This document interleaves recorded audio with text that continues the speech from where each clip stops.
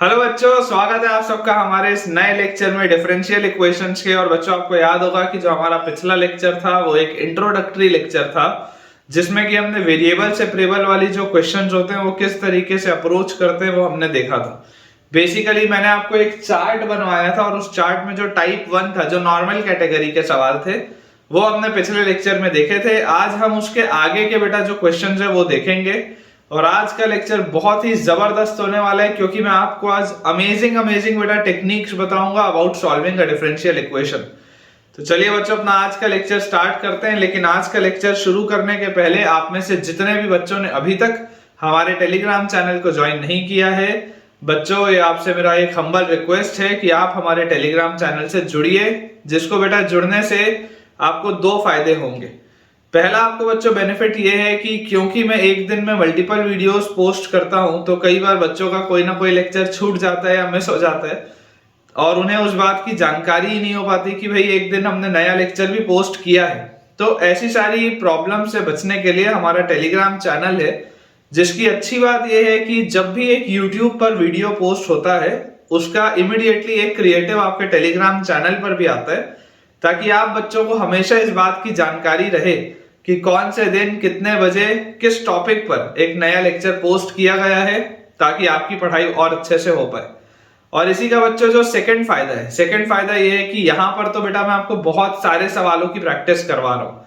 मैं अक्सर ये चीज क्लेम भी करता हूँ कि मैं आपको जितने क्वेश्चंस की प्रैक्टिस करवाऊंगा, शायद ही आपको हिंदुस्तान के किसी भी और कोचिंग इंस्टीट्यूट के टीचर के क्लास नोट्स में उतने सवाल मिलेंगे, उस क्वालिटी के क्वेश्चंस नहीं मिलेंगे आपको। क्योंकि मैं अपने लेवल पर बच्चों 3 4 5 जगह के मटेरियल्स को यूज करके कंबाइन करके जो सबका बेस्ट है वो आपको यहाँ पर दे रहा हूं, ताकि आपकी पढ़ाई अच्छी हो पाए। लेकिन उसके बाद भी मैं आपको बच्चों ये बोल दूं कि इतने सवाल भी सफिशिएंट नहीं है। आपको अगर मेंस और एडवांस क्रैक करना है तो आपको और ज्यादा क्वेश्चंस की प्रैक्टिस की जरूरत है। और ये एक्स्ट्रा क्वेश्चंस कहाँ मिलेंगे? अगेन आपके टेलीग्राम चैनल पर। तो जल्दी से टेलीग्राम चैनल को ज्वाइन करें बेटा, उसका ज्वाइनिंग लिंक आपको नीचे डिस्क्रिप्शन बॉक्स पर मिल जाएगा। अब अगर आप हमारे डिस्क्रिप्शन बॉक्स पर ऑलरेडी पहुंच चुके हैं तो आप उसमें एक YouTube चैनल का भी लिंक देख रहे होंगे। तो अब भला ये वाला YouTube चैनल कौन सा है? तो बेटा ये मेरा पर्सनल YouTube चैनल है। और इस YouTube चैनल के पीछे की बेटा वजह यह है कि मुझे कई बार ऐसा लगता है कि आप जिस अभी एग्जाम की तैयारी कर रहे हैं उसमें बहुत स्वाभाविक सी बात है कई बार डीमोटिवेटेड फील करना, या कई बार अपने ऊपर खुद पे सवाल उठाना कि यार हम इस एग्जाम को क्रैक कर पाएंगे भी या नहीं, हम इस काबिल हैं भी या नहीं। तो ये तमाम चीजें हमारे मन में कई बार आती है जब हम अपनी प्रिपरेशन कर रहे होते हैं। तो उस चीजों से बचने के लिए और उन्हें अच्छे से क्रॉस करने के लिए हमारा बेटा ये YouTube चैनल है, जिसमें कि मैंने इंश्योर किया है कि मैं सिर्फ पॉजिटिव वीडियोस डालूंगा। उसमें ऐसा कंटेंट आएगा जो आप सारे बच्चों को मोटिवेट करे, इंस्पायर करे और आप पूरी एनर्जी के साथ अपनी प्रिपरेशन करें। तो आप एक बार उस चैनल को भी बच्चों विजिट करके देख लीजिए। एंड इन केस अगर आपको बच्चों फायदा होता है उस चैनल से, आप उसे भी ज्वाइन कर सकते हैं, कोई दिक्कत की बात नहीं है। तो चलिए बेटा स्टार्ट करते हैं अपना आज का लेक्चर। आज हम शुरू करेंगे एक क्वेश्चन के साथ और उसके बाद फिर जैसे जैसे आगे लेक्चर बढ़ता जाएगा मैं आपको बहुत सारी अमेजिंग टेक्निक्स बताऊंगा और उस पर बेस्ड क्वेश्चंस भी सॉल्व करवाऊंगा। देखिए हमारे पास जो बच्चों सबसे पहला सवाल है आज के लेक्चर का, first question of today is find the curve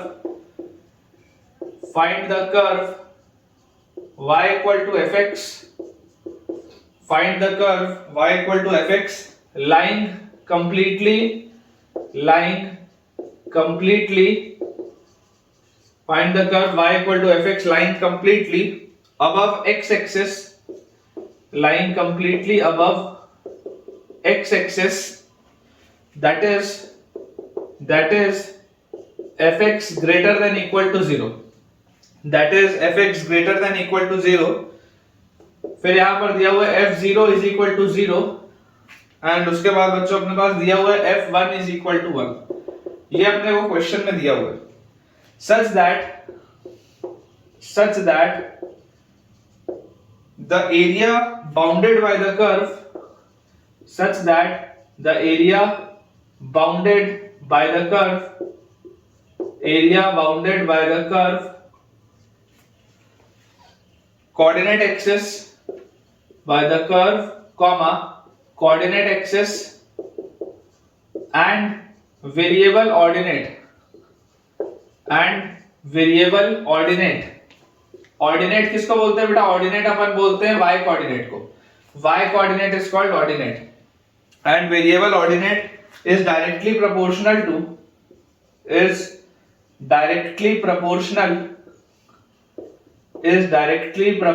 to किसके बच्चों? डायरेक्टली प्रोपोर्शनल होगा, is directly proportional to fx raise to the power n+1। ये अपने पास क्वेश्चन दिया हुआ है। देखिए बेटा इसको अपन सॉल्व करते हैं। अपने पास लिखा हुआ है find the curve y equal to fx line completely above the x axis. fx हमेशा ग्रेटर देन इक्वल टू 0 और f0 की वैल्यू आपके पास 1 है। इसका मतलब आप इमेजिन करिए अगर इस तरीके से आपने ये एक्सिस बनाया तो ये कुछ इस तरीके का आपके पास ग्राफ दिया हुआ है, ठीक है। This is the graph of y equal to fx। कुछ इस तरीके का आपके पास ये ग्राफ दिया हुआ है। फंक्शन की वैल्यू 0 पर हमारे पास 0 दी हुई है, फंक्शन की वैल्यू बच्चों 1 पर आपके पास 1 है। आपको बताना है और ये ग्राफ जो है पूरे x एक्सिस के ऊपर such that the area bounded by the curve the coordinate axis and the variable ordinate। अब ये ऑर्डिनेट क्या होता है बेटा? ऑर्डिनेट आप बोलते हैं y कोऑर्डिनेट को, और ऑर्डिनेट जो होता है technically ordinate is the distance measured along the y axis. आप y एक्सिस के हिसाब से जब जो डिस्टेंस मेजर करते हैं, ये जो डिस्टेंस होता है, जैसे ये जो डिस्टेंस है, ये देखो ये जो डिस्टेंस बढ़ रहा है और बढ़ते जा रहा है, ये जो पूरा डिस्टेंस है दिस इज ऑर्डिनेट। ऑर्डिनेट मतलब distance measured along y axis. y axis के अलोंग जब आप डिस्टेंस मेजर करते हैं तो दैट इज कॉल्ड ऑर्डिनेट।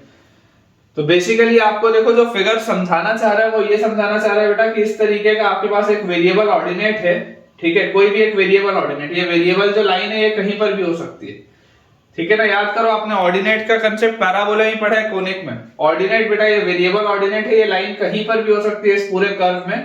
तो let us say this is at some x, ठीक है, यहां पर कोई x पर ये वेरिएबल ऑर्डिनेट आपके पास दिया हुआ है।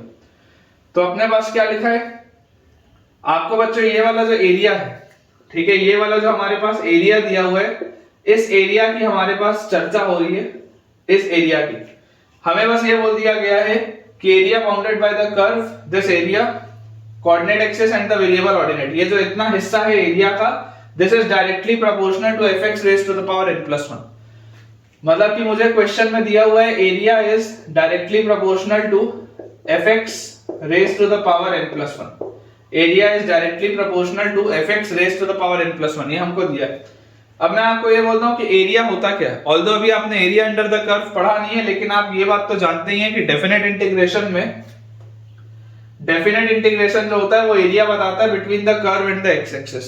तो इस एरिया को मैं क्या लिख सकता हूं? इंटीग्रल 0 से लेकर x तक fx dx। इसको आप ऐसा लिख सकते हैं इंटीग्रल 0 से लेकर x तक fx dx। इस कर्व का आपने ये एरिया आ जाएगा 0 से x तक में। And this will be equal to, अगर आप प्रोपोर्शनल साइन हटा दें तो प्रोपोर्शनैलिटी कांस्टेंट अगर मैं k लगा दूं तो this will be equal to k into fx raise to the power n+1। ये अपने पास बच्चों पूरी चीज आती है, ठीक है क्या? ये लिख पाना थोड़ा सा डिफिकल्टी आता है बच्चे को, लेकिन आप घबराइए मत। जब आप एरिया अंडर द कर्व पढ़ लेंगे और आगे जैसे जैसे आप प्रैक्टिस करते जाएंगे ये सारी चीजें आपको आसान लगने लगेंगी। फिर यहाँ पर देखो जो मोस्ट लॉजिकल स्टेप मुझे समझ में आता है। मोस्ट लॉजिकल स्टेप क्या है कि आप इसको डिफरेंशिएट करेंगे। डिफरेंशिएट करके अगर आप इसमें आगे बढ़ेंगे तो यहाँ पे लेबनिट्ज लगेगा, तो ये आपके पास आ जाएगा fx इज इक्वल टू, यहाँ पर देखो आपके पास क्या आ जाएगा बेटा, जैसे ही आपने यहाँ पर डिफरेंशिएट किया fx आया, यहाँ पर ये k कांस्टेंट है, यहाँ पर n+1 नीचे उतरेगा और ये आपके पास आ जाएगा fx raise to the power n+1 -1 मतलब n, और उसके बाद अंदर आप जाएंगे तो f'(x), ये अपने पास आ गया, ठीक है, ये अपने पास चीज आ गई। या आप ऐसे ही बोल सकते हो कि देखो बेसिकली fx y था, तो थोड़ा कैलकुलेशन आसान करने के लिए इसको आप लिख सकते हो y into k times n+1 into y raise to the power n into y dash को आप लिख सकते हो dy बाई dx, ऐसे अपन लिख सकते हैं। तो बच्चों आप सोचिए इसको कि एक y से अगर मैं ये y की पावर n काट दूं तो यहाँ पे n-1 आ जाएगा मेरे पास, ठीक है। तो यार यहां से मेरे पास क्या आ गया, यहां से मेरे पास आ जाता है dx is equal to k times n+1 into y raise to the power n-1 dy। और इसका इंटीग्रल मैं अगर बोल दूं कि चलो इसको इंटीग्रेट कर देते, तो जैसे ही आप इसको इंटीग्रेट करेंगे dx का इंटीग्रल आता है x, एंड ये कांस्टेंट है तो k टाइम्स n प्लस 1 बाहर, y की पावर n माइनस 1 dy, इसका इंटीग्रल आ जाएगा y की power n divided by n और प्लस आ जाएगा some constant of integration c। ये रिजल्ट आ जाता है अपने पास। और जैसे ही ये अपने पास रिजल्ट आ गया तो यहां से देखिए अब अपन क्या बोल सकते हैं, यहां से बेटा आपके पास एक कांस्टेंट ऑफ इंटीग्रेशन निकालने के लिए देखो यहां पर एक कंडीशन दी हुई है कि f1 is equal to 1, function की वैल्यू 1 पर हमारे पास 1 है। जैसे आप यहां पर 1 डालेंगे, x की जगह 1 डालेंगे, y की जगह आपको 1 मिलना चाहिए, और जैसे बेटा आप 0 डालेंगे 0 मिलना चाहिए। तो देखो अगर आप यहां पर 0 पुट करते हो, y की जगह भी 0 पुट करते हो तो c तो 0 हो जाएगा। अगर f0 की वैल्यू बेटा आपको 0 दी हुई है और f1 की वैल्यू 1 दी हुई है तो सबसे पहले मैं आपको बोलता हूं कि आप 0 यहां पर पुट करो। जैसे आप यहां पर 0 पुट करोगे, यहां 0 पुट करोगे तो c की वैल्यू क्या आ जाएगी, c की वैल्यू आपके पास 0 आ जाएगी। और उसके बाद अब मैं आपको बोलता हूं अगर आप 1 पुट करोगे तो यहां अगर आप 1 पुट करते हो और यहां भी 1 पुट करते हो तो उससे k टाइम्स n प्लस 1, जैसे आप बेटा at x equal to 1 y equal to 1 आप जैसे रखेंगे तो 1 will be equal to k times n plus 1 divided by n into 1 की पावर n, 1 की पावर n तो 1 होता है। तो ये जो पूरी चीज है ये भी बेसिकली 1 हो जाएगी। तो फाइनली आपके पास रिजल्ट क्या आ जाएगा, फाइनली आपके पास रिजल्ट आ जाएगा x is equal to y raise to the power n। This is your result. या आप बोल सकते हैं y is equal to x raise to the power 1 by n, या आप बच्चों बोल सकते हैं y is equal to x raise to the power 1 by n। ये अपना आंसर आ जाएगा, y is equal to x raise to the power 1 by n। बिल्कुल सही है। देखिए इसमें गलतियां होने के चांस सिर्फ यहीं पे होते हैं, बच्चे को ये लिखने में प्रॉब्लम होती है। ये वाली कहानी बहुत आसान है, ठीक है, ये वाली बेटा जो मैंने कहानी की है बहुत आसान है। ये जो मैंने चीज लिखी है इसमें थोड़ी सी तकलीफ होती है। तो ये वाली चीज वैसे भी अभी आप अगला जो चैप्टर होगा डिफरेंशियल इक्वेशंस के बाद that will be area under the curve, तो उसमें आपको और अच्छे से क्लैरिटी आ जाएगी।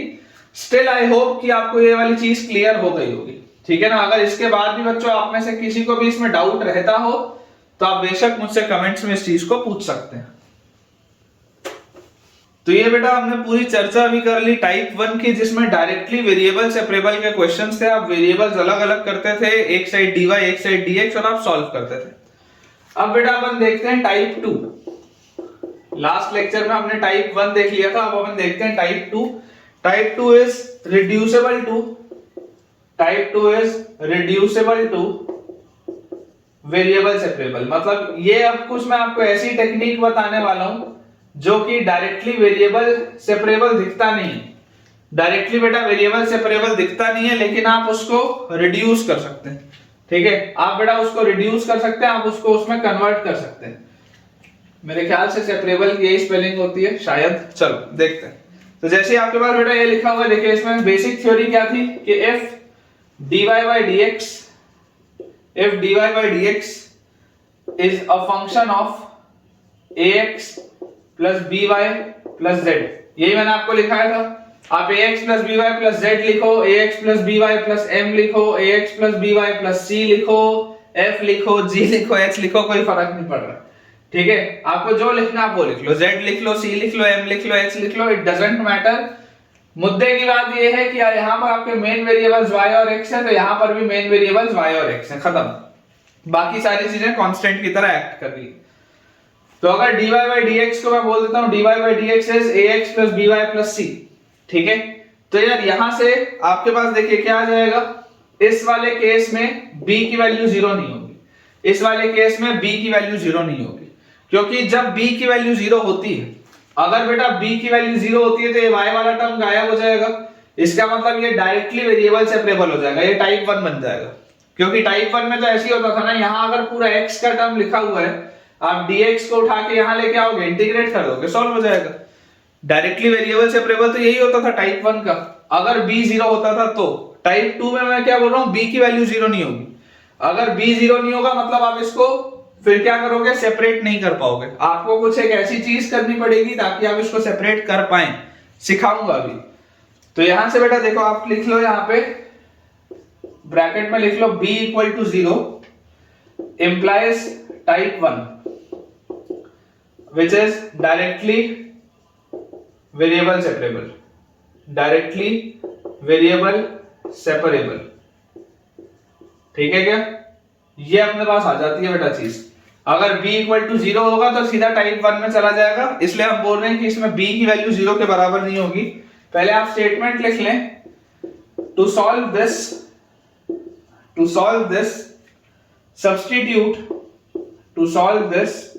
substitute t is equal to ax plus by plus c.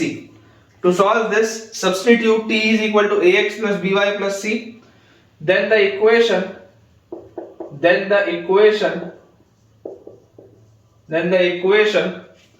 reduces to separable type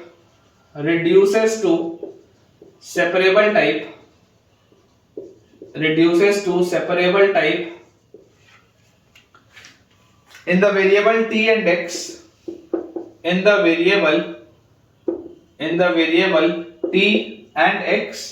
reduces to separable type in the variable t and x, which can then be solved,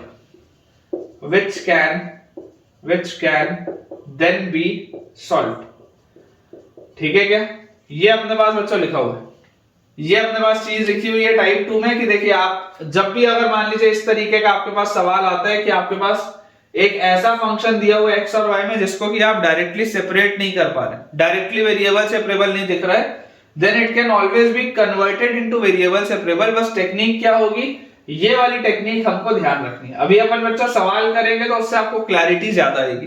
technique हमको जो ध्यान रखनी है that is हम ax plus by plus c को replace करेंगे t से और उसके बाद हम सवाल को अप्रोच करेंगे, तो आप ये देखेंगे कि ये बेटा डायरेक्टली वेरिएबल सेपरेबल में कन्वर्ट हो जाता है।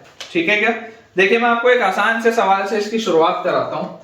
इमेजिन करिए हमारे पास बच्चों एक सवाल दिया हुआ है कि सॉल्व द डिफरेंशियल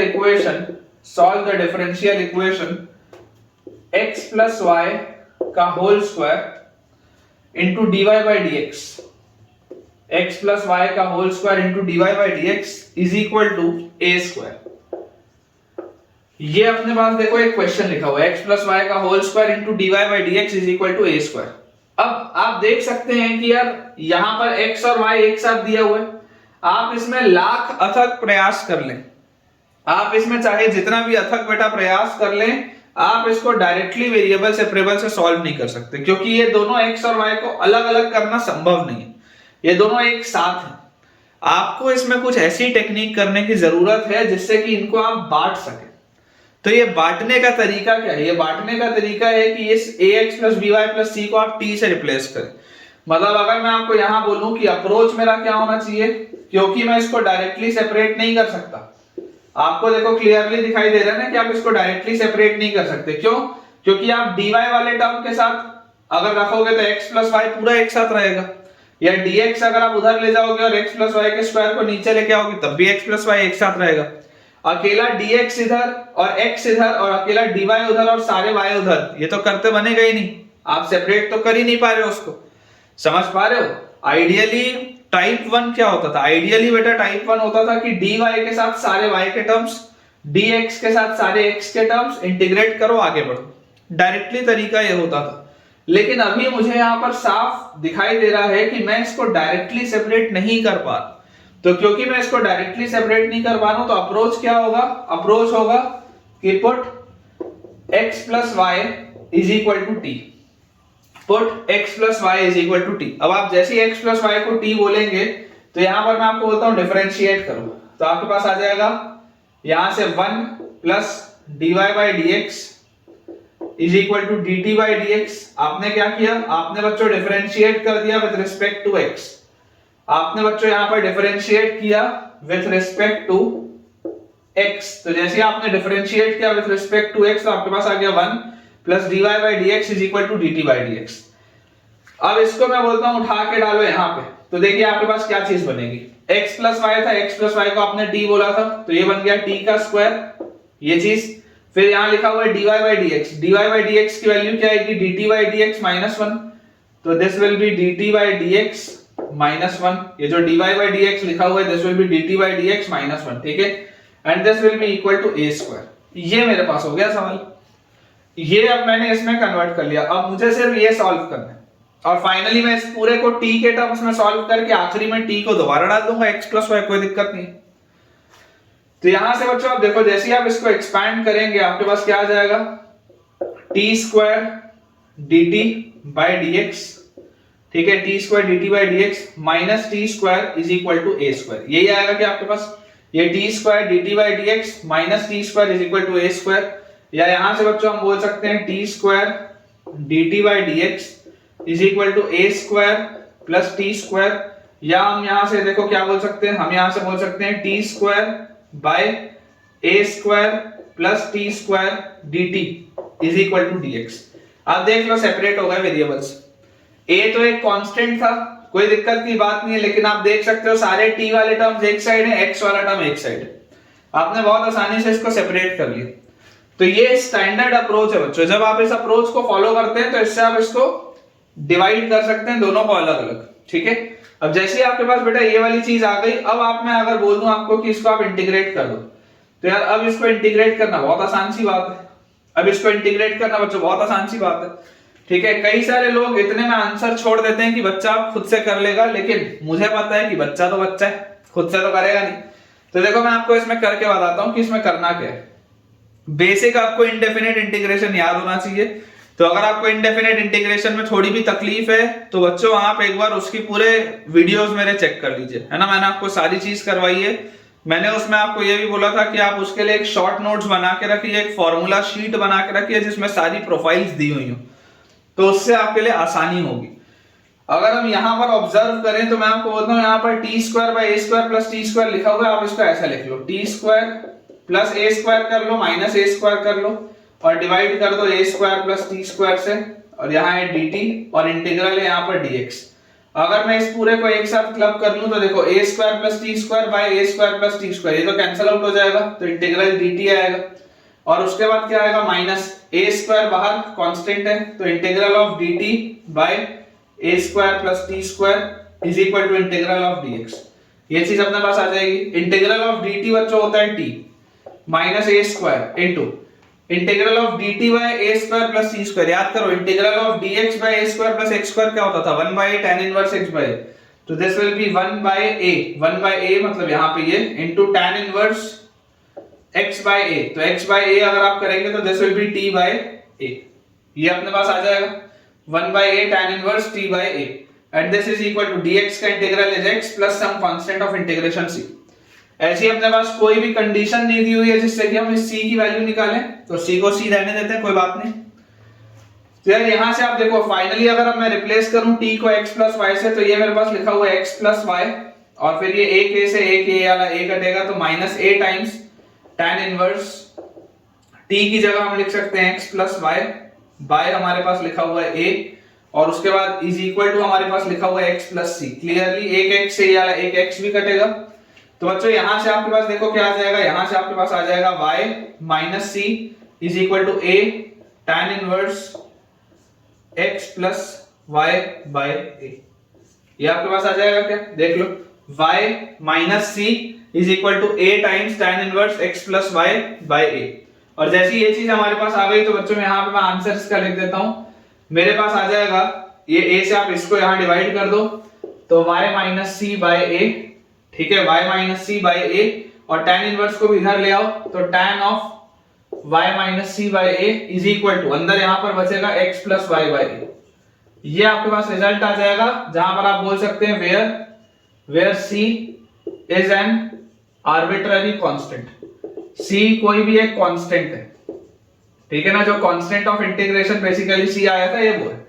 आप अगर आपको कोई कंडीशन दी होगी तो आप c की वैल्यू भी निकाल सकते हो, कोई दिक्कत की बात नहीं।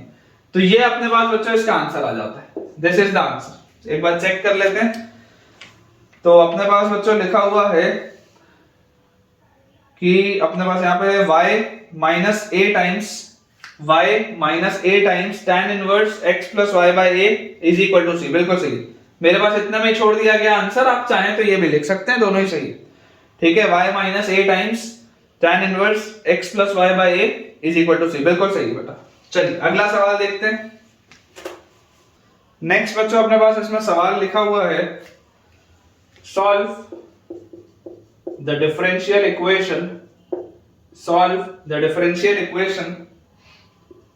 sin inverse dy by dx sine inverse dy by dx is equal to x plus y. ये अपने पास देखो लिखा हुआ है, ठीक है। अब अगर आप इसको बच्चों सॉल्व करने का प्रयास करेंगे तो मोस्ट लॉजिकल स्टेप यहां पर है कि आप इसको साइन इनवर्स अगर उधर ले जाएं तो आप बोल सकते हैं dy by dx is equal to sine of x plus y. लेकिन अगर मान लो मैं ये भी लिख लेता हूं तो ये लिखने पर भी आपको साफ दिखाई देता है कि आप किसी भी कीमत पर इसको सेपरेट नहीं कर सकते। आप इसको सेपरेट नहीं कर सकते, आप ऐसा नहीं कर सकते कि dx के साथ सारे x आ जाए और dy के साथ सारे y वाले आ जाए, पॉसिबल नहीं है। तो अप्रोच क्या होगा? अप्रोच अगेन बेटा बहुत सिंपल सा अप्रोच है। अप्रोच मेरे पास हो जाएगा कि यार आप x प्लस वाई को डाल दीजिए t से। अप्रोच बहुत सिंपल सा हो जाएगा कि आप x प्लस वाई को रिप्लेस कर दीजिए t से। अब जैसे ही आप x प्लस वाई को बेटा t से रिप्लेस करेंगे तो यहां से आपके पास देखो क्या आ जाएगा, differentiate with respect to x। जैसे बेटा आप x के टर्म्स में इसको डिफरेंशिएट करेंगे आपके पास आ जाएगा 1 plus dy by dx is equal to dt by dx। ठीक है क्या? 1 plus dy by dx is equal to dt by dx। इसको उठा के वहां रख दो तो यहां से देखो dy बाई dx की वैल्यू आपके पास क्या आ जाएगी, dy by dx will be dt by dx minus 1। ये जो dy बाई dx है, dy by dx will be dt by dx minus 1 is equal to यहां पर sine of x plus y की जगह आप लिखेंगे t, तो this will be sin t। बहुत आसानी से हो गया यार ये तो, ठीक है। यहां से देखो आप लिख सकते हो बेटा dt by dx is equal to 1 plus sin t, dt by dx is equal to 1 plus sin t। और यहां से बच्चों हमारे पास आ जाता है कि dt upon 1 plus sin t is equal to dx। और इसको आप इंटीग्रेट कर दो, इसको इंटीग्रेट करना बहुत आसान है। देख लो आपका जो यहां पर वेरिएबल सेपरेट नहीं हो पा रहा था, अब आपके वेरिएबल सेपरेट हो गए। तो जैसे ही बच्चों आपके पास वेरिएबल सेपरेट हो चुके हैं, अब यहां पर अप्रोच क्या है, ऐसे वाले को बेटा मैंने आपको सॉल्व करना सिखाया है। सॉल्व करने का अप्रोच क्या होगा, मैं आपको बोलता हूं कि आप 1 माइनस साइन टी से ऊपर नीचे मल्टीप्लाई करो। तो इंटीग्रल के अंदर मैंने 1 माइनस साइन टी से मल्टीप्लाई भी कर दिया न्यूमरेटर को, 1 माइनस साइन टी से मैंने डिवाइड भी कर दिया, और उसके बाद 1 plus sine t as it is लिखा भी हुआ है, और ये पूरे के साथ बेटा आपके पास है dt, ठीक है। And this will be equal to x plus some constant of integration c। यही अपने पास आएगा। यहां पर 1 माइनस साइन टी किया, यहां पर भी 1 माइनस साइन टी किया, ये अपन ने कर दिया। तो ये अपने पास देखो लिखा हुआ integral of 1 minus sine t divided by नीचे क्या है 1 minus sine t into 1 plus sine t, a minus b into a plus b, a square minus b square, मतलब 1 minus sine square. 1 minus sine square क्या होता है, cos square. तो this will be cos square t dt will be equal to x plus some constant of integration c। तो यार यहां से आप देखो इसको जैसे ही सेपरेट करोगे तो 1 by cos square होता है sec square, तो this will be sec square t dt minus integral of sin by cos होता है tan और 1 by cos होता है sec, उधर जाएगा ऊपर, तो this will be sec t tan t dt।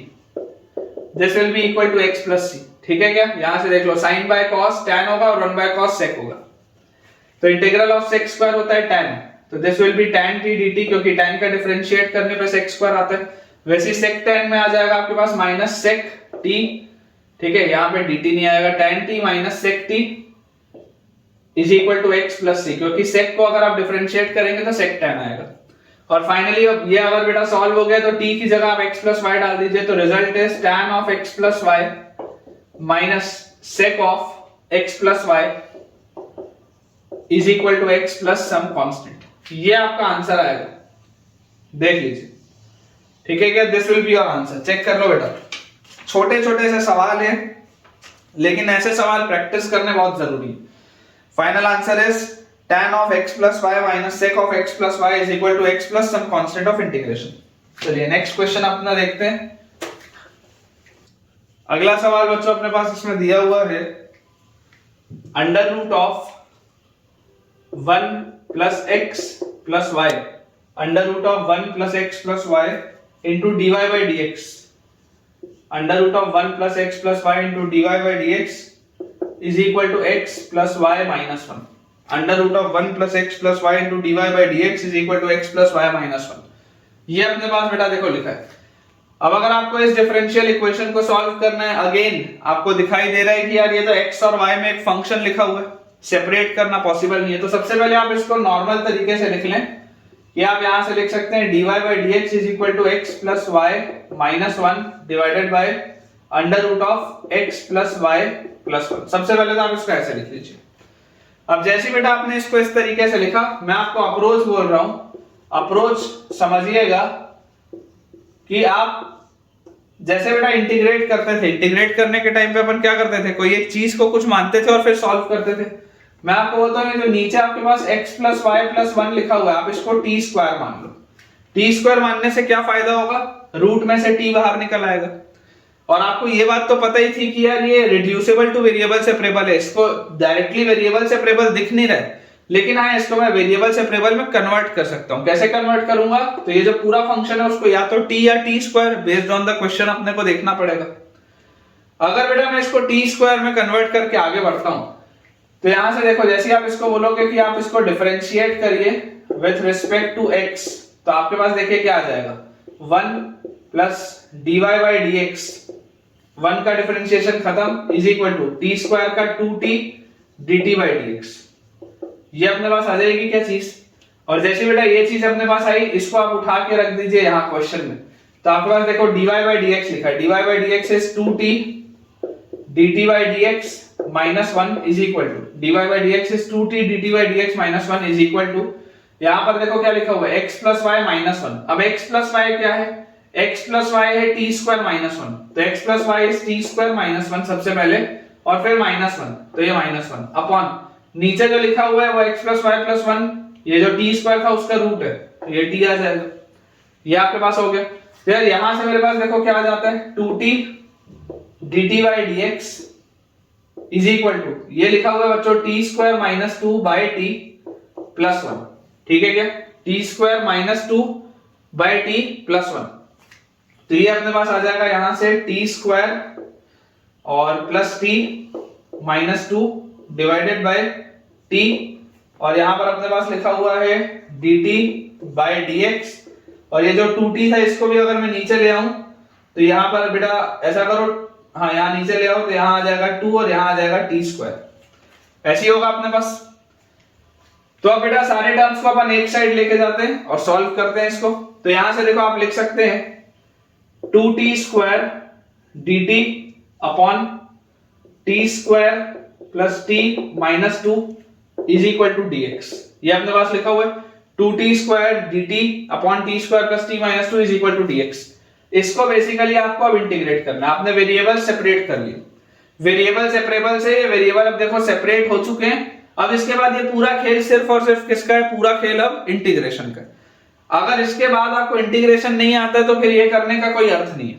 Calculus का बच्चों कोई भी जो सवाल हो उस बात को आप समझिए, कैलकुलस के सवाल आपस में मिक्स होते हैं, तो इसलिए आपका कैलकुलस में महारत हासिल होना बहुत जरूरी है, अदरवाइज तकलीफ आएगी आपको। ठीक है, ये सारी चीजें आपको पता होनी चाहिए।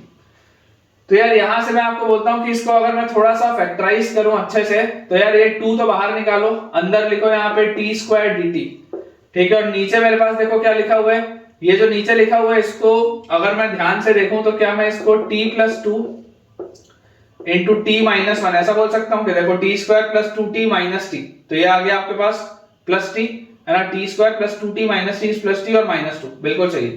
एंड इज इक्वल टू यहाँ पे dx का integration will be x plus some constant of integration c। इतना तो आता हुआ मुझे दिखाई देता है। अब मैं आपको बोलता हूँ कि यार कैलकुलेशन के लिए आप क्या करिए, ये dt को आप यहाँ पर लिखो और ये t स्क्वायर के साथ आप प्लस 1 कर दो माइनस 1 कर दो, कर सकते हैं, कोई दिक्कत की बात नहीं। जैसे ही बच्चों हम इसको करेंगे, ठीक है, माइनस 1 प्लस 1 हम जैसे ही इसको करेंगे तो यहाँ से अपने को फायदा क्या होगा मैं आपको बता देता हूँ। इसको आप ब्रेक करके ऐसे लिख सकते हैं, देखिए this will B integral of T square minus 1 मतलब t minus 1 into T plus 1 divided by नीचे लिखा हुआ है t plus 2 into t minus 1।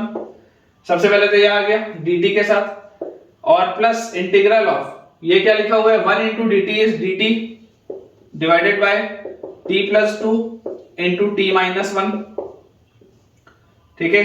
ये अपने पास लिखा हुआ is equal to x plus some constant of integration c। तो यार यहां से मुझे दिखाई दे रहा है कि ये t माइनस 1 से ये वाला t माइनस 1 तो कट रहा है, ठीक है। तो यहां से अपने पास देखो बचा क्या, यहां से अपने पास आ गया ट्वाइस ऑफ, ठीक है। आप अगर इसको चाहते तो पार्शियल फ्रैक्शन से भी आगे बढ़ सकते थे, पार्शियल फ्रैक्शन भी लगा के आप इसमें आगे बढ़ सकते थे। आपको जो भी टेक्निक करनी हो आप बेटा उससे इसको कर सकते हो।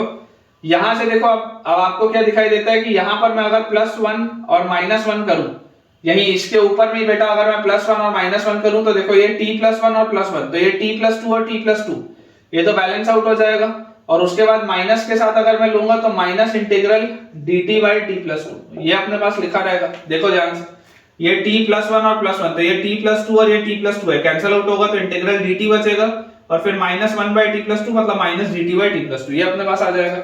और यहां पर बच्चों अगर आप इसको ऑब्जर्व करेंगे ध्यान से तो यार इसको भी आप देखो कैसे लिख सकते हो, dt को आप रखो साइड में और आप इसको लिखो this is t+2 minus t-1। अगर मैं इसका डिफरेंस ऊपर क्रिएट कर दूं t+2 माइनस t-1 तो देखो ये अभी क्या लिखा हुआ है, ये लिखा हुआ है t minus t cancel out हो गया, 2 + 1 ये 3 ऊपर लिखा हुआ है, आप यहां पर कर दो 1/3। ये सब कुछ मैंने आपको सिखाया है पहले। तो यहां से अपने पास देखो क्या आ जाएगा +1/3 फिर t+2 से ये t+2 कटेगा तो इंटीग्रल ऑफ dt/t-1, ठीक है। और उसके बाद -1/3 इंटीग्रल ऑफ t-1 से t-1 कटेगा तो dt/t+2 ये अपने पास बच्चों चीज लिखी हुई है, this is equal to x plus some constant.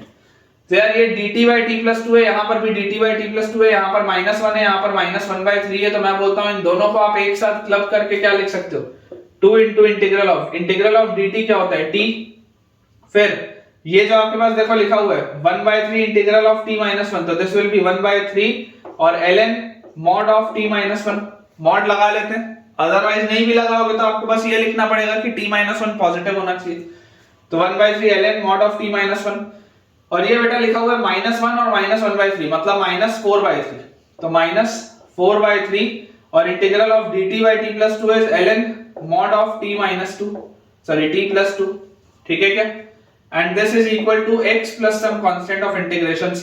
ये अपना आंसर आना चाहिए जहां पर t की वैल्यू क्या है, तो where t is equal to under root of x plus y plus 1, ये अपने पास बच्चों लिखा हुआ है t is equal to under root of x plus y plus 1। देखो अगर किसी को भी इसमें डाउट होता हो कि सर आपने यहाँ पर t क्यों लिखा, मॉड t क्यों नहीं लिखा, तो आप ऐसा बोल दो कि under root of x plus y plus 1 को आप t मान रहे हैं तो this implies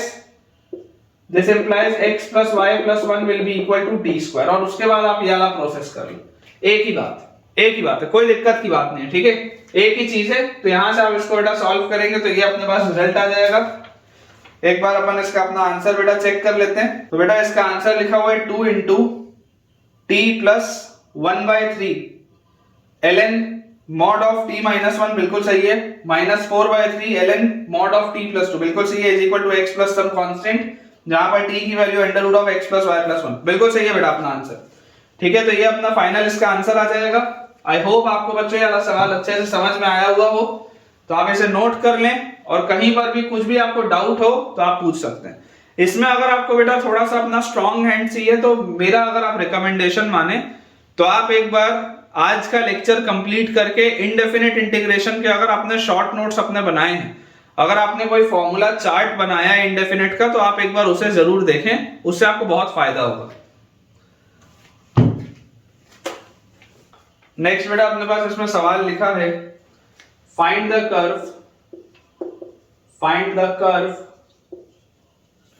passing through the origin, find the curve passing through the origin, find the curve passing through the origin in the form of y equal to fx, in the form of y equal to fx and satisfying the differential equation the differential equation dy by dx is equal to cos of 10x plus 8y, dy by dx is equal to cos of 10x plus 8y। ये अपने पास बच्चों सवाल दिए, आपको एक ऐसा curve बताना है जो इस डिफरेंशियल इक्वेशन को सेटिस्फाई करे। अब बहुत आसान सा ये सवाल है, ठीक है, बहुत आसान सा बेटा ये सवाल है। आपको देखो क्लियरली यहाँ पर दिखाई दे रहा है कि डायरेक्टली वेरिएबल सेपरेबल तो है नहीं, लेकिन हाँ आप थोड़ा सा जुगाड़ लगा के इसको रिड्यूस कर सकते हैं वेरिएबल सेपरेबल में। अप्रोच क्या होगा? अप्रोच बहुत सिंपल सा है कि इस 10x प्लस 8y को आपको इसमें बेटा कुछ करना पड़ेगा। तो मैं आपको अप्रोच बता दूं कि आप 10x प्लस 8y को आप मान लीजिए t। अगर बच्चों हम 10x प्लस 8y को t मान लेते हैं तो डिफरेंशिएट अगर मैं इसको करूं विथ रिस्पेक्ट टू x, तो हमारे पास यहां से आ जाएगा 10 plus 8 dy by dx is equal to dt by dx। यही आएगा डिफरेंशिएट करने पे। और इसको उठा के अगर मैं सवाल पे डाल दूं तो ये देखिए dy बाई dx की वैल्यू क्या आएगी? dy by dx will be dt by dx minus 10 multiplied by 1 by 8, ठीक है, यह आ जाएगा dy by dx। This will be equal to cos t, this will be equal to cos t। फिर यहां से मेरे पास देखो क्या आ जाता है, यहां से मेरे पास आ जाता है dt by dx is equal to, ये 8 उधर चला गया तो 8 dt by dx is equal to, ये 8 उधर जाएगा तो अपने पास आ जाएगा 8 cos t प्लस 10, ठीक है, कि अपने पास ये आ जाएगा 8 cos t प्लस 10। और जैसी बच्चों ये चीज मेरे पास आई तो मैं आपको बोलता हूं बहुत आसानी से आप इसको ऐसा लिख सकते हैं कि dt अपॉन, यहां पर बेटा 2 का फैक्टर कॉमन है उसको वहीं रहने दो, तो यहां 2 dx रहने दो और यहां पर आप नीचे ले आओ 4 cos t प्लस 5, ठीक है क्या? इसको आप ऐसे लिख लीजिए। जैसे ही आप इसको ऐसे लिखेंगे अब मैं आपको बोलता हूं इंटीग्रेट कर दो। इंटीग्रेट अगर करोगे तो देखो इसको इंटीग्रेट करना बहुत आसान है। मैंने आपको समझाया a sin t plus b या a cos t plus b, इस तरीके की प्रोफाइल को tan ऑफ हाफ एंगल में कन्वर्ट करके सॉल्व करते हैं, सिखाया बच्चों मैंने आपको। तो यहां से देखो हम क्या लिख सकते हैं, अगर हम इसको हाफ एंगल में कन्वर्ट कर दें तो दिस इज dt अपॉन, नीचे देखो क्या लिखा हुआ है 4 into cos t, cos t को आप लिख सकते हैं 1 minus tan square t by 2 upon 1 plus tan square t by 2, ठीक है क्या? cos t को 1 माइनस tan स्क्वायर थीटा, मतलब cos 2 theta is 1 minus tan square theta upon 1 plus tan square theta, ये अपने पास लिखा गया। और इसमें हम कर लेते हैं plus 5 and this is equal to 2x plus some constant of integration c। फिलहाल अपने पास ये लिखा हुआ है, पहले अपन इसको सॉल्व कर लेते हैं, उसके बाद ये कंडीशन लगाएंगे ओरिजिन वाली ताकि अपना फाइनल आंसर निकल के आए। इसको हमें इंटीग्रेट करना है। तो यार यहां से देखो मेरे पास क्या आ रहा है, यहां से मेरे पास आ रहा है इंटीग्रल ऑफ, ये 1 plus tan square t by 2 LCM लेके ऊपर जाएगा तो this will be 1 plus tan square t by 2 और नीचे बच्चों अपने पास यहां पे क्या आ जाएगा 4 minus 4 tan square t by 2, 4 minus 4 tan square t by 2 और ये 5 इससे जब मल्टीप्लाई होगा तो plus 5 tan square t by 2, ठीक है। जनरली बेटा टीचर जितने में छोड़ देते हैं कि खुद से कर लेना, लेकिन बच्चा का फिर कॉन्फिडेंस नहीं आता। आप देखिए सवाल सॉल्व कैसे करते हैं, मैं आपको वो सिखा रहा हूं। और आप मुझे बताइए कि क्या आपके भी जिस भी जगह आप पढ़ते हैं क्या आपके भी टीचर इतने में आंसर छोड़ देते हैं क्या कि यार खुद से कर लेना सॉल्व? बेसिकली यहीं पर आके फिर बच्चे के मन में वो फोबिया डेवलप हो जाता है। जो बच्चा बहुत तेज है, जो बहुत शार्प है, वो तो इसको कर लेगा आगे, लेकिन जो बहुत सारी भीड़ है, जो एवरेज बच्चा है, जो अच्छा परफॉर्म करना चाहता है लेकिन कर नहीं पाता, वो बच्चे उसमें अटक जाते हैं, ठीक है। तो मैं उन्हीं के लिए सारी चीजें करवा रहा हूं, ठीक है। तो यहां से देखिए आपके पास क्या आ जाएगा बेटा 1 प्लस tan स्क्वायर थीटा क्या होता है, 1 प्लस tan स्क्वायर थीटा होता है sec स्क्वायर थीटा। तो ये आपके पास आ गया integral of sec square t by 2 dt upon, नीचे देखो क्या लिखा हुआ है 4 और प्लस 5 इज 9 और this is plus tan square t by 2, 9 plus tan square t by 2 ये अपने पास लिखा हुआ है, ठीक है क्या? 9 plus tan square t by 2 dt is equal to 2x plus some constant of integration.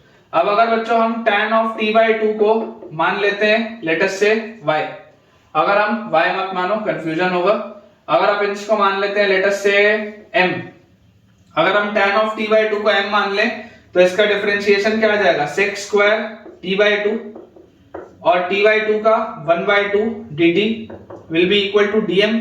तो यहां से देखो मेरे पास क्या आ गया integral of sec square t by 2 dt, this will be 2 dm upon, नीचे क्या लिखा हुआ है 9 plus m square, 9 plus m square ये लिखा हुआ है and this is equal to हमारे पास लिखा हुआ है 2x plus some constant of integration c।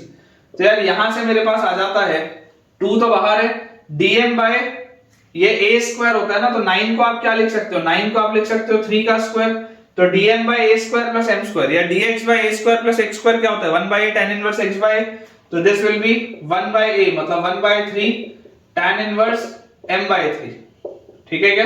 और is equal to 2x plus some constant of integration c।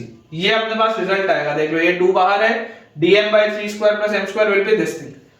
जैसे ही अब बच्चों मेरे पास ये वाली चीज आ गई, अब यहां से मैं फाइनली बोलता हूं m को रिप्लेस कर दो उससे, तो दिस इज 2/3 tan इनवर्स, और m/3 m की जगह आप क्या लिखेंगे, m की जगह लिखेंगे आप tan of t/2, तो दिस इज 1/3 और m की जगह tan of t/2, tan of t/2, और t क्या था, t अपने पास था 10x plus 8y, तो 10x plus 8y, ठीक है, tan of t/2, ठीक है। ये अपने को इससे ऐसे रिप्लेस करना है, ये पूरी चीज आ गई यहाँ पे 2/3 tan inverse, this is m/3, तो ये m अपने पास आ गया, m की जगह अपन ने लिख लिया tan of t/2, तो tan of 10x plus 8y/2, बिल्कुल सही। This is equal to 2x plus some constant of integration c। ये अपना आंसर है। अब आपको बोला जा रहा है find the curve passing through the origin. बच्चों ये जो कर्व है ये ओरिजिन से पास होता है, अगर ये ओरिजिन से पास होता है मतलब 0,0 इसको सेटिस्फाई करेगा। तो देखिए अगर आप 0 डालेंगे तो ये यहाँ 0 डालेंगे, यहाँ 0 डालेंगे, तो ये अंदर पूरा 0, tan 0 होता है 0, तो ये पूरा 0, tan इनवर्स 0 होता है 0, तो ये पूरा टर्म 0, ये भी 0, तो यार c की वैल्यू 0 आ जाएगी क्योंकि ये ओरिजिन से पास होता है, तो c की वैल्यू 0 आ जाएगी। तो फाइनल आंसर आपके पास आ जाएगा। मैं आपके लिए फाइनल आंसर बच्चों इसका रीड कर देता हूं, जो अपने पास फाइनल आंसर दिया हुआ है that is 2x is equal to 2/3 tan inverse 1/3 tan of 10x plus 8y/2। बिल्कुल सही, बिल्कुल बेटा ये करेक्ट आंसर है, दिस इज आवर आंसर, ठीक है। अच्छे सवाल है ये काफी बढ़िया बढ़िया क्वेश्चंस है, और ये वाली टेक्निक्स हमको याद रखनी है, इसलिए मैं आपको बोल रहा हूं एक बार अगर आपको बेटा ये सब वीक हो गया है तो इंडेफिनिट एक बार रिवाइज कर लो। काफी समय हो गया आपको इंडेफिनिट रिवाइज किए, एक बार आप इंडेफिनिट रिवाइज कर लीजिए और उसके बाद देखिए कि ये सारी चीज आपसे बनती है या नहीं। बेटा नोट डाल के आप पॉइंट लिखिए, नोट डाल के आप एक पॉइंट लिख लीजिए। अपने पास दिया हुआ है if dy by dx is equal to a1x plus b1y plus c1 upon a2x plus b2y plus c2।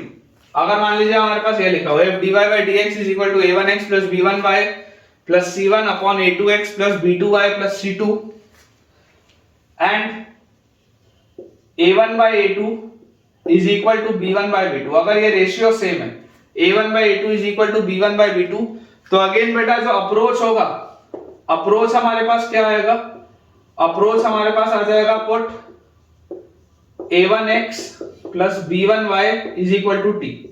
Approach again वही रहेगा put a1x plus b1y is equal to t। आप इस पूरे को t मान के आगे बढ़ जाइए, ठीक है। मैं आपको सवाल कराता हूं, सवाल से आपकी अंडरस्टैंडिंग इंक्रीज होगी। इमेजिन करिए, देखिए आपके पास एक सवाल अगर दिया हो कि solve the differential equation dy by dx is equal to 2x plus 3y minus 1 divided by 2x plus 3y minus 1 divided by 4x plus 6y minus 5। अब ब्यूटी देखिए बेटा, आप इसकी ब्यूटी देखिए, ये लीनियर अपॉन लीनियर है, linear upon linear है, ठीक है। डायरेक्टली अगर आपके पास ये लीनियर अपॉन लीनियर दिया हुआ है तो आप यहां पर ऑब्जर्व करिए कि यार 2/4 का भी रेशियो हाफ है, 3/6 का भी रेशियो हाफ है। तो अप्रोच मैंने आपको क्या बोला कि a1x plus b1y को आप t मान के आगे बढ़िए। उसके पीछे का लॉजिक क्या, उसके पीछे का लॉजिक है कि आप इसको ऐसा लिख सकते हैं ना 2x plus 3y minus 1 upon, इसमें से अगर आप 2 बाहर ले लोगे तो 2x plus 3y और minus 5, इसको आप ऐसा लिख सकते हो ना। ये जो 4x plus 6y था इसको भी तो आप ऐसा लिख सकते हो, इसलिए तो मैं आपको बोल रहा हूं कि ये 2x plus 3y को आप t मान के आगे बढ़ जाओ। देखो क्या आएगा अप्रोच। मैं आपको क्या बोल रहा हूं, अप्रोच बहुत सिंपल सा है, अप्रोच बच्चों बहुत सिंपल सा है कि 2x plus 3y को हम मान लेते हैं t और हम आगे बढ़ जाते हैं। जैसे आप इसको डिफरेंशिएट करेंगे with respect to x, differentiate with respect to x, तो x के टर्म्स में डिफरेंशिएट करते ही 2 plus 3 into y की जगह dy by dx is equal to t की जगह आ जाएगा dt by dx।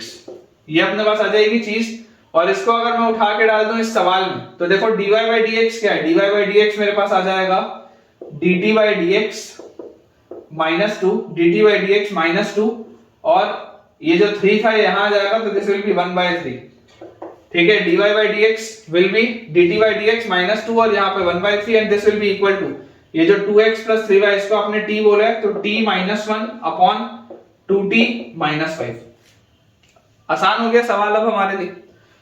इसको अगर बचा मुझे सॉल्व करना है तो मैं आपको क्या बोलूंगा, ये 3 को भी आप उधर ले जाओ तो अपने पास आ जाएगा dt by dx minus 2 is equal to 3 अगर वहां गया तो 3t minus 3 upon 2t minus 5 ये आ जाएगा। और इस minus 2 को ही मैं बोलता हूं उठा के इधर ले आओ, यहां पर आप प्लस 2 कर लो तो आपके पास देखिए क्या आ जाएगा, आपके पास आ जाएगा 3t minus 3, फिर ये 2 into ये करेंगे तो 4t, 2 into 2t is 40 और minus 10 और डिवाइडेड बाय हमारे पास क्या आ जाएगा, डिवाइडेड बाय हमारे पास आ जाएगा 2t minus 5। तो बेटा ये अपने पास जो पूरी चीज है वो आ जाती है dt by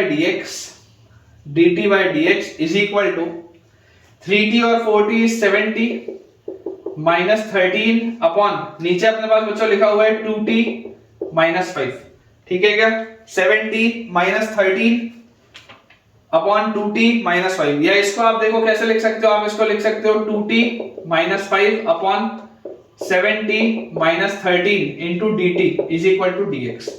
इसको बेसिकली आपको इंटीग्रेट करना है, 2t minus 5 upon 70 minus 13 into dt is equal to dx।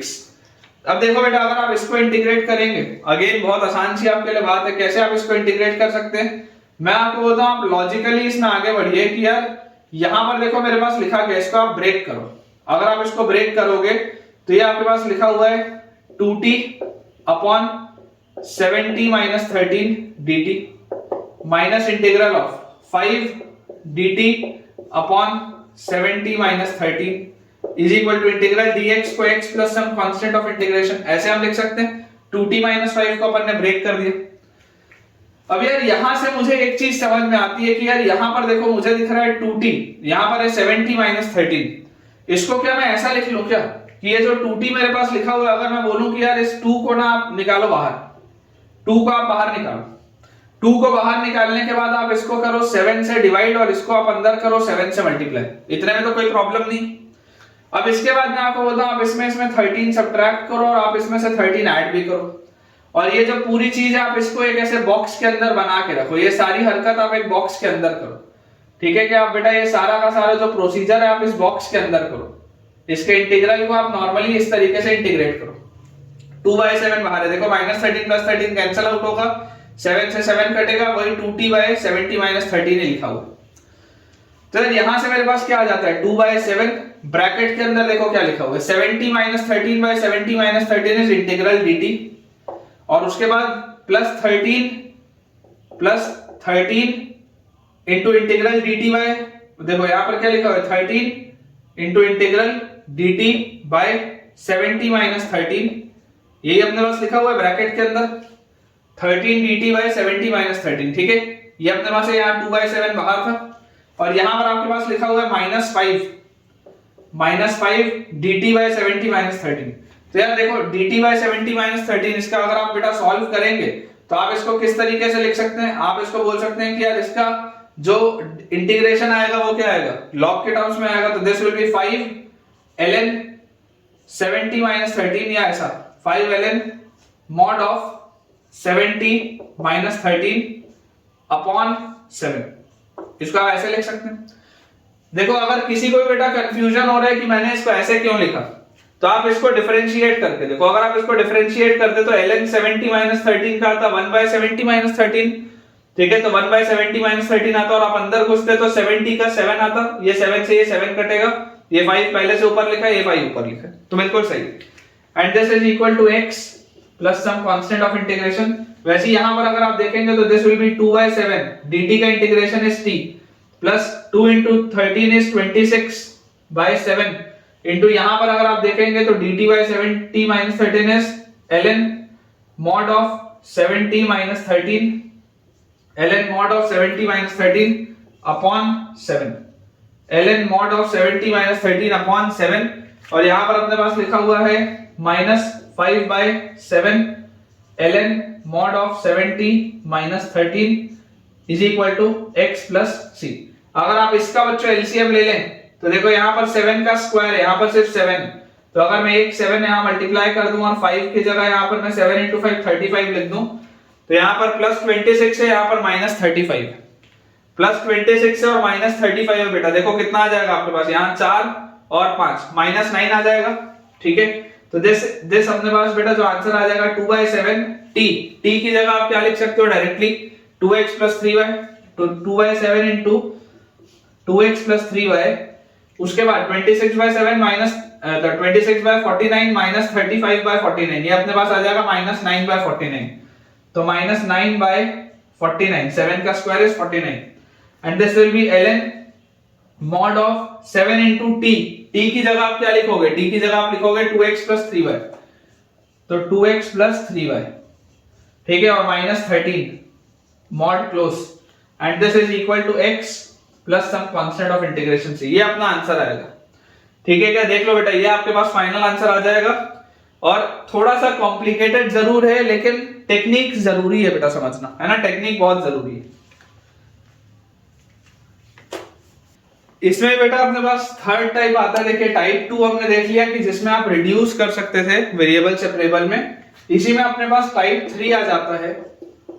Type 3 अगर अपन ध्यान से देखें तो इसी में बच्चों अपने पास टाइप 3 आ जाता है, जिसमें कि जैसे आपके पास जब ये स्पेशल एक केस है कि जब dy/dx की value a1x + b1y + c1 upon a2x + b2y + c2 हो, इस फॉर्मेट में हो आपके पास। और अगर बेटा ये a2 और b1, अगर a2 + b1 की वैल्यू 0 हो, अगर a2 + b1 की वैल्यू 0, इस तरीके का अगर आपके पास कभी सवाल है, देखिए अगर सेम रेशियो में होगा तब तो कैसे सॉल्व करना है मैंने अभी आपको बताया। अगर आपके पास बच्चों कभी सवाल इस तरीके का है कि जिसमें ये वाले दो टर्म्स, ये जो डायगोनली अपोजिट टर्म्स हैं, ये वाले बच्चों दो टर्म्स का अगर सम, अगर a2 + b1 की वैल्यू 0 आ जाए, तो अप्रोच कैसा होता है? अप्रोच बहुत सिंपल सा है कि आप पूरी चीज को करें cross multiply, cross multiply and proceed, cross multiply and proceed. आप पूरी चीज को क्रॉस मल्टीप्लाई करके प्रोसीड करें, और यहां पर आप लिख सकते हैं exact differential will be formed. क्या मेरा मतलब है आपको समझाता हूं। Exact differential will be formed, इसका मीनिंग क्या है, कैसे इसको सॉल्व करना मैं आपको बताता हूं। अभी देखिए बेटा, मैं आपको सबसे पहले जो चारों टाइप है, टाइप 1, टाइप 2, टाइप 3, टाइप 4, जैसे इसके बाद जो है वो पोलर कोऑर्डिनेट्स वाला टाइप है, पहले मैं आपको ये करवा देता हूं अच्छे से, फिर भले हम एक पूरा लेक्चर डेडिकेट कर देंगे इन पे क्वेश्चंस की प्रैक्टिस पे, जिसमें मैं मिक्स करा के आपको क्वेश्चंस करवाऊंगा। क्योंकि एक इंडिविजुअल अगर मैं टाइप कर लूंगा ना तो फिर बहुत ज्यादा वैरायटी नहीं बनती, लेकिन हाँ जब थोड़ा आप पढ़ लोगे उसके बाद जब मिक्सिंग हम करेंगे ना क्वेश्चंस की, तब मजा आएगा। तो इसका अप्रोच क्या है कि आपको क्रॉस मल्टीप्लाई करना है और प्रोसीड करना है, और एग्जैक्ट बेटा डिफरेंशियल फॉर्म होता है। क्या मेरा मतलब है, देखिए मैं आपको एक क्वेश्चन के थ्रू समझाता हूं। इमेजिन करिए आपके पास सवाल दिया हुआ है, solve the differential equation, solve the differential equation dy/dx is equal to x minus 2y plus 5 divided by x minus 2y plus 5 divided by 2x plus 3y minus 1। ये मान लीजिए हमारे पास दिया हुआ है। अब देखिए इस फॉर्मेट में लिखा है, क्लियरली आपको दिख रहा है a1/a2 is not equal to b1/b2। अगर a1/a2 b1/b2 के बराबर होता तो मैं a1x plus b1y को t मान के आगे बढ़ता, जो पिछला वाला टाइप था, दैट वाज टाइप 2, और फिर वहां से मैं आगे बढ़ता तो मैं उसको टाइप 1 में कन्वर्ट कर लेता वेरिएबल सेपरेबल में। लेकिन ये वाली जो चीज लिखी है ये तो थोड़ी अलग है, इसमें तो रेशियो सेम नहीं है, लेकिन इसमें इंपॉर्टेंट चीज क्या है? इंपॉर्टेंट चीज ये है कि ये वाला बेटा जो टर्म है और ये वाला जो टर्म है, देखो दोनों का सम जो है, दोनों का सम 0 है। यहां पर आपके पास +2 लिखा है, यहां पर आपके पास -2 लिखा है, देख लो दोनों का सम 0 है।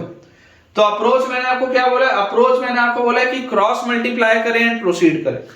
क्रॉस मल्टीप्लाई मतलब आप ऐसा इसको लिखिए कि 2x plus 3y minus 1 into dy is equal to, देखो ये जो पूरी चीज थी इसको उधर मल्टीप्लाई कर दिया और dx को यहां मल्टीप्लाई कर दो, तो मल्टीप्लाइड बाय x, और x के साथ लिखा हुआ है -2y plus 5 into dx। ये अपने पास लिखा है। क्रॉस मल्टीप्लाई कर रहा हूं और बोल रहा हूं प्रोसीड आप करें। तो इसको अगर आप ओपन अप करेंगे तो आपके पास आएगा 2x dy, लिख के देखो 2x dy plus 3y dy minus dy is equal to हमारे पास आ जाएगा x dx minus 2y dx और प्लस 5 dx, ऐसा अपने पास आ जाएगा। और बेटा ये चीज आपके पास आते ही देखिए आप इसको क्या लिख सकते हैं, अगर आप ध्यान से इसको सोचें तो ये लिखा हुआ है 2x dy, ये वाला जो टर्म है और ये वाला जो टर्म है, अगर मैं इसको भी उस साइड ले जाऊं उस साइड, तो ये 2x dy plus 2y dx, ठीक है, 2x dy plus 2y dx, उसके बाद plus 3y dy minus dy, और सबको उधर ले जाओ तो माइनस x dx और minus 5 dx is equal to 0। आप इसको ऐसा लिख सकते हैं, कोई दिक्कत नहीं।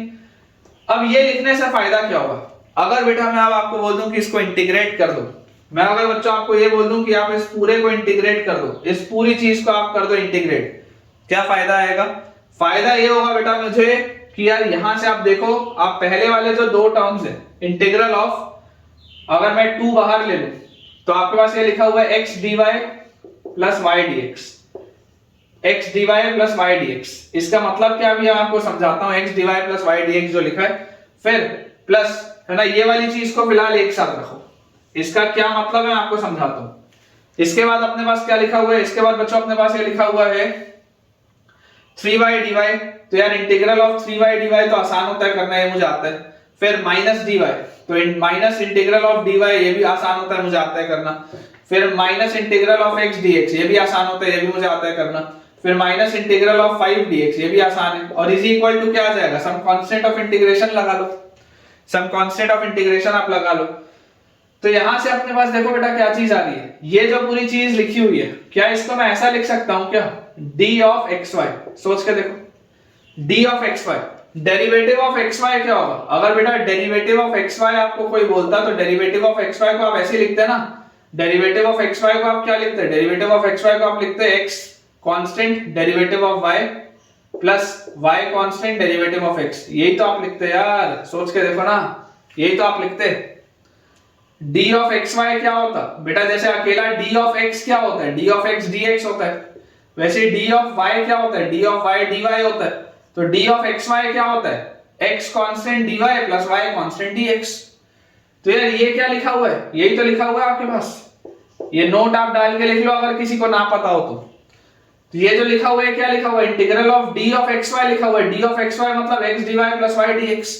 तो यार अगर ये मेरे पास लिखा हुआ है तो integral of derivative, integral of derivative क्या होता है, डायरेक्टली xy आएगा, तो ये लिखा हुआ है 2xy, 2 के साथ डेरिवेटिव और इंटीग्रल बैलेंस आउट हो जाएगा, तो 2xy plus 3 into y square by 2, y का इंटीग्रल होता है y square by 2 minus y और minus x square by 2 minus 5x is equal to some constant, ये आएगा यार आपका कर्व।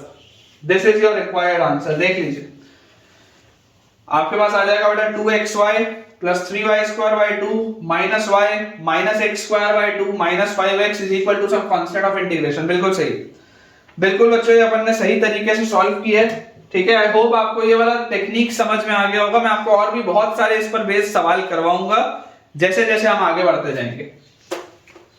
सो बच्चों अब अपन देखते हैं टाइप 4, ठीक है। मैं आपको इन पर सवाल ज्यादा कराऊंगा, पहले आज मैं बस ये टाइप 4 अच्छे से कंप्लीट कर लूं ताकि एटलीस्ट जो पहला वाला अपना पोर्शन है वेरिएबल सेपरेबल, जिसके अंदर ये 4 टाइप होते थे, वो अपना कंप्लीट हो। तो टाइप 4 में अपने पास आ जाता है polar coordinates, polar coordinates type 4 में आ जाता है पोलर कोऑर्डिनेट्स। और बेटा मैं आपको बता दूं कि ऐसे पर्टिकुलरली सिलेबस में है नहीं, ठीक है ना, सिलेबस में नहीं है, लेकिन अप्रोच बहुत इंपॉर्टेंट है, इसलिए आपको आइडिया होना चाहिए।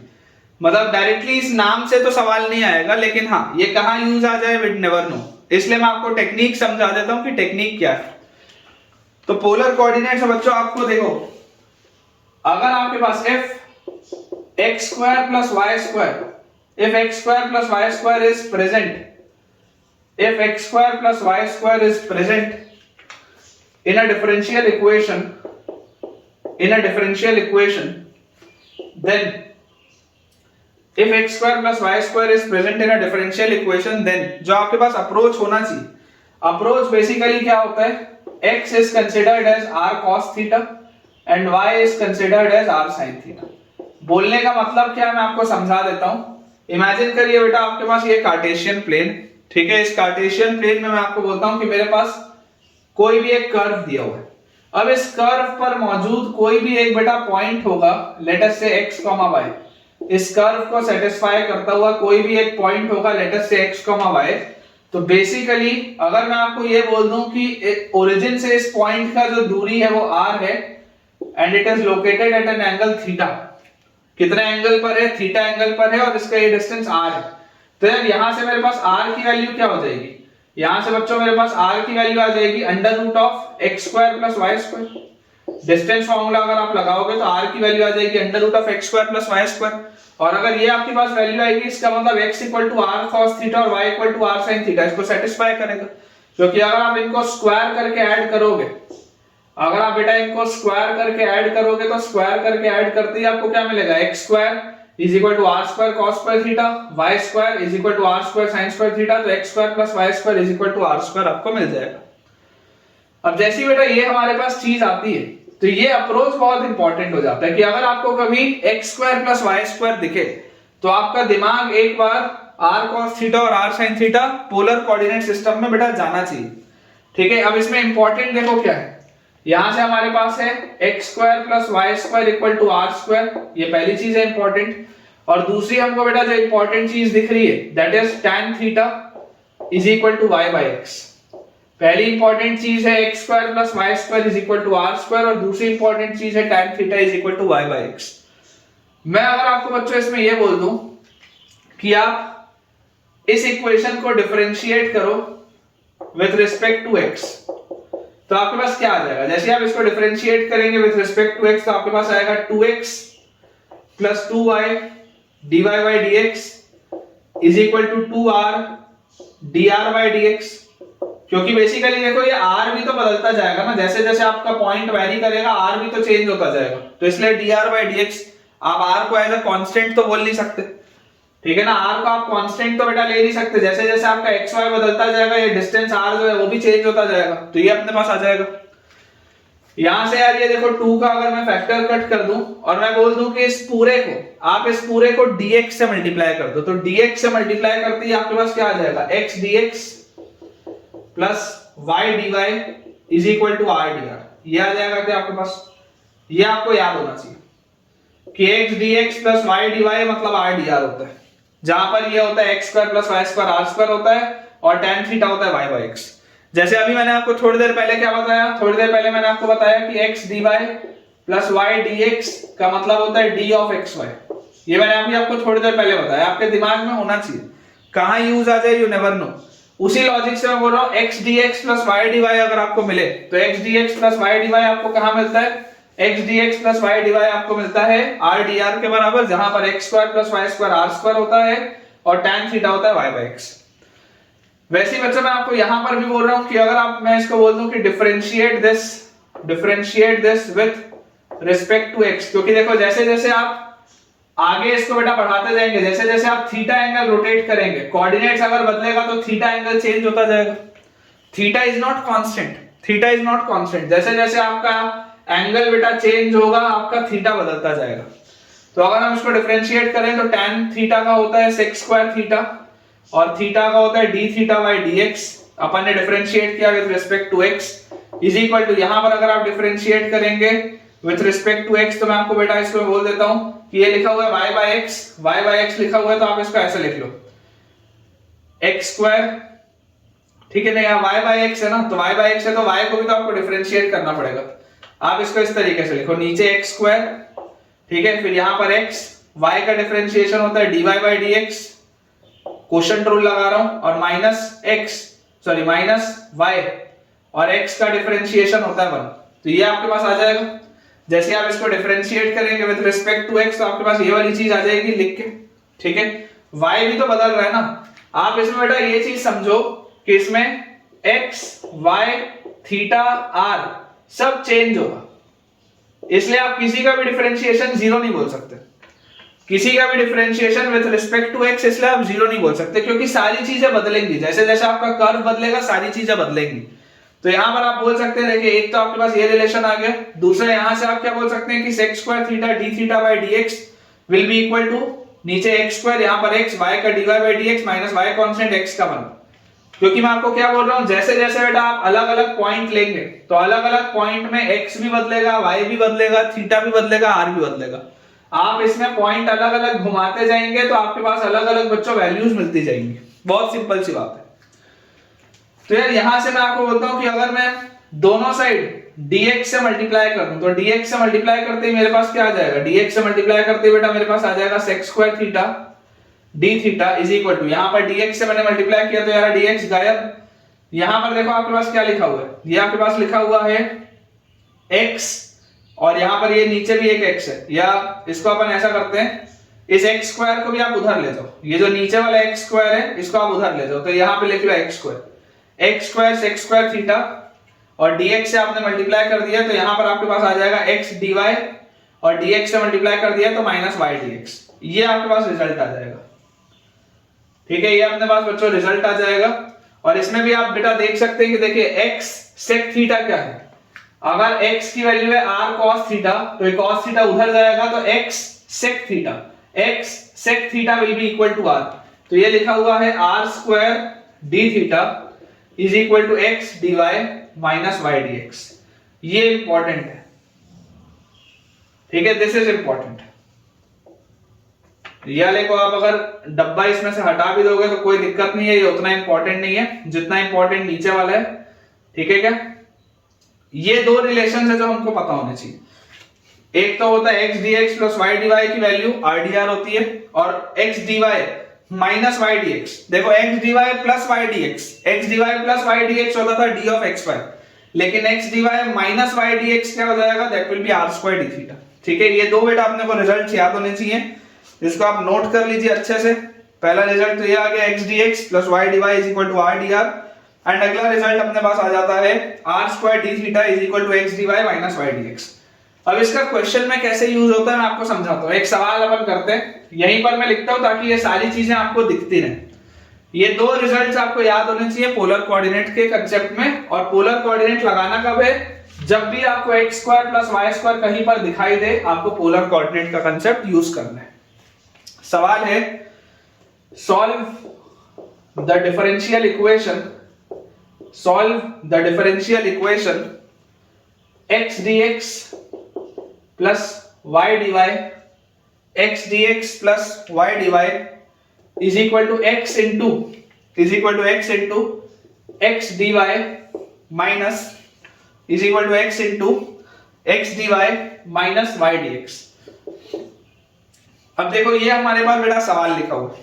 ठीक है, अब इस सवाल में अगर आप ध्यान से देखेंगे तो कहीं पर भी x स्क्वायर और y स्क्वायर वाली चीज नहीं दिख रही, कहीं पर भी आपको x square plus y square वाली चीज नहीं दिख रही, लेकिन x dx plus y dy तो दिख रहा है। x dx plus y dy तो आपके दिमाग में होना चाहिए, x dx plus y dy तो r dr होता है, और ये वाली चीज आती थी पोलर कोऑर्डिनेट में। तो जैसे मैं ये लिखूंगा तो मेरे दिमाग में खुद ब खुद चलने लगेगा कि x dx plus y dy होता है r dr, और जहां पर x square plus y square r square होता है, और जहां पर tan theta y by x होता है, और जहां पर x dy minus y dx होता है r स्क्वायर d थीटा। ये सब कुछ दिमाग में चलना चाहिए, एक साथ सारे रिजल्ट्स माइंड में आने चाहिए। तो देखो x dx plus y dy solution अगर आप इसका देखेंगे बेटा तो x, इसको अपन यहां से मिटा लेते हैं, ये तो अपन ने समझ लिया है कि सारी चीजें बदल रही हैं, इसलिए किसी का भी differentiation with respect to other zero नहीं होगा क्योंकि सब चीजें चेंज हो रही हैं। तो x dx plus y dy को आप क्या बोल सकते हैं, this will be r dr is equal to x क्या होता है, x होता है r cos थीटा, ये वाले में x की वैल्यू r cos थीटा होती है, y r sin थीटा होता है, तो x will be equal to r cos theta into x dy minus y dx। याद करो x dy minus y dx, x dy minus y dx क्या होता था, r square d theta, this is r square d theta. ये अपने पास पूरी चीज लिखी है।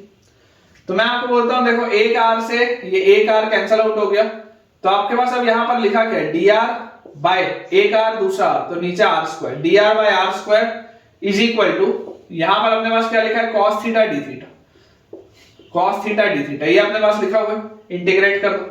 जैसे आप इंटीग्रेट करोगे 1/r², r की पावर -2, r की पावर -2 मतलब r की पावर -1/-1, तो this will be -1/r is equal to cos theta का integral is sin theta plus some constant of integration c।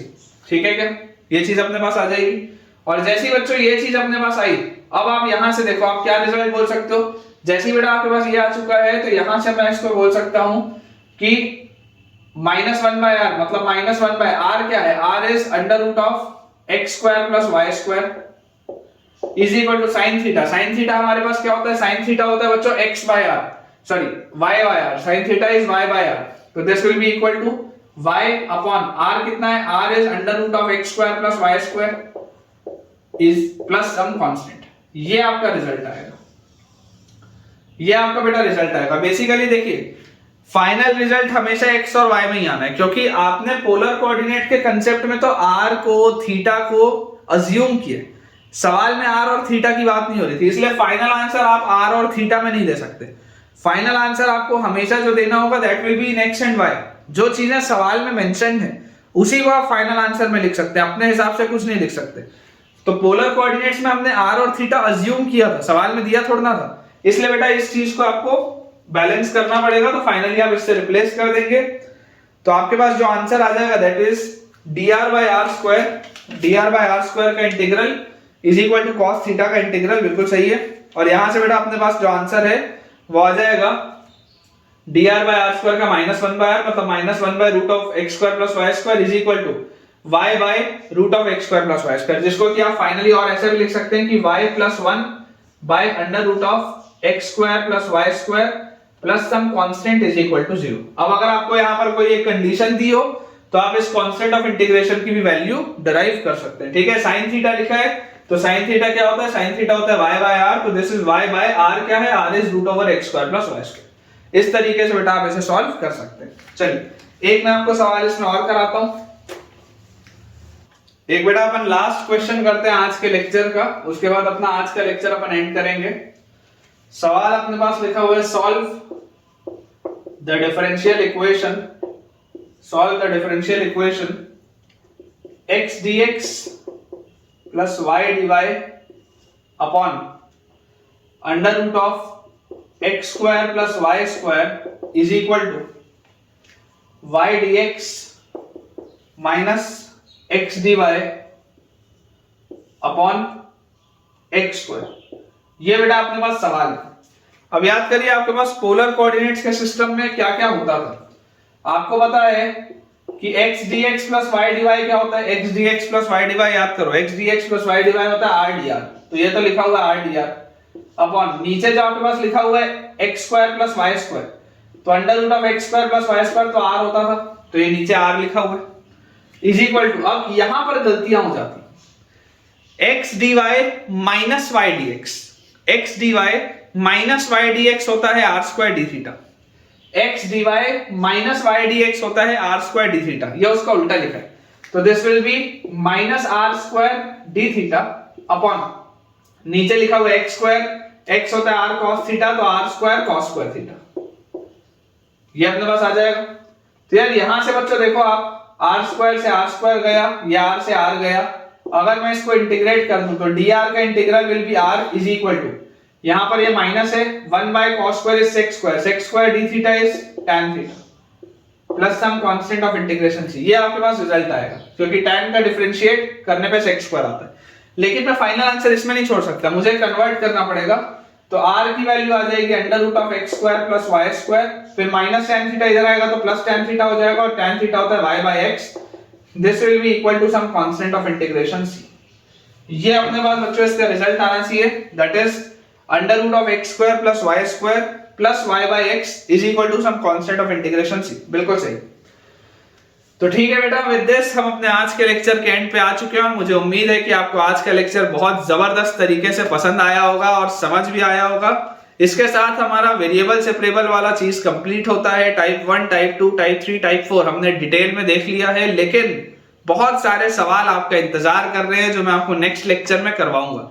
अगर आपको आज का लेक्चर अच्छा लगा है और अगर आपने मुझसे आज कुछ नया सीखा है तो मुझे कमेंट्स में आप शेयर करके बताएं कि आज आपने मुझसे क्या नया सीखा और क्या आपको आज फायदा हुआ या नहीं इस लेक्चर से।